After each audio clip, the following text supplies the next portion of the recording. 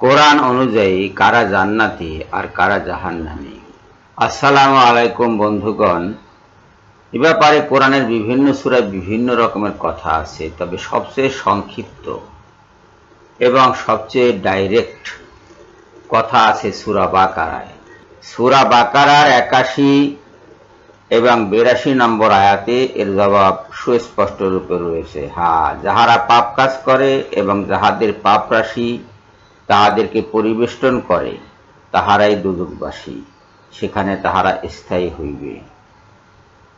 আর যাহারা ঈমান আনে ও সৎ কাজ করে তাহারাই জান্নাতবাসী, তাহারা সেখানে স্থায়ী হইবে।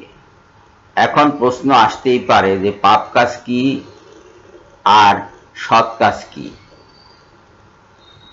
পাপ কাজ হইল তাই যা আল্লাহ করতে নিষেধ করেছেন, সেইটা যদি কেউ করে তাহলে পাপ হবে। আর সৎ কাজ হলো তাই আল্লাহ যা করতে বলেছেন তাই যে করবে সেটাই হলো সৎ কাজ। সূরা বাকারার 83 নম্বর আয়াতে এর একটা ছোটখাটো তালিকাও দেওয়া আছে। স্মরণ করো যখন বনী ইসরায়েলের অঙ্গীকার নিয়েছিলাম, তোমরা আল্লাহ ব্যতীত অন্য কাহারও ইবাদত করিবে না। মাতা পিতা, আত্মীয় স্বজন, পিতৃহীন ও দরিদ্রদের প্রতি সদয় ব্যবহার করিবে এবং মানুষের সঙ্গে সদালাপ করিবে, সালাত কায়েম করিবে ও যাকাত দিবে। কিন্তু স্বল্প সংখ্যক লোক ব্যতীত তোমরা বিরুদ্ধভাবাপন্ন হইয়া মুখ ফিরিয়ে নিয়েছিলে।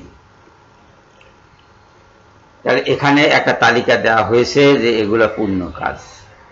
এর মধ্যে যারা থাকবে তারা জান্নাতি, আর এর বাইরে যারা যাবে অর্থাৎ এগুলোর যারা লঙ্ঘন করবে তারা জাহান্নামী। কথাটি অত্যন্ত সোজা এবং সরল। আসুন আমরা জাহান্নামের পায়রবি থেকে বেরিয়ে আসি এবং জান্নাত লাভের চেষ্টা করি। আল্লাহ যা করতে নিষেধ করেছেন তা থেকে সরে থাকি এবং আল্লাহ যা করতে আদেশ করেছেন সেগুলো করার চেষ্টা করি। সবাইকে ধন্যবাদ জানিয়ে এখনকার মতো বিদায় নিচ্ছি। আল্লাহ হাফেজ।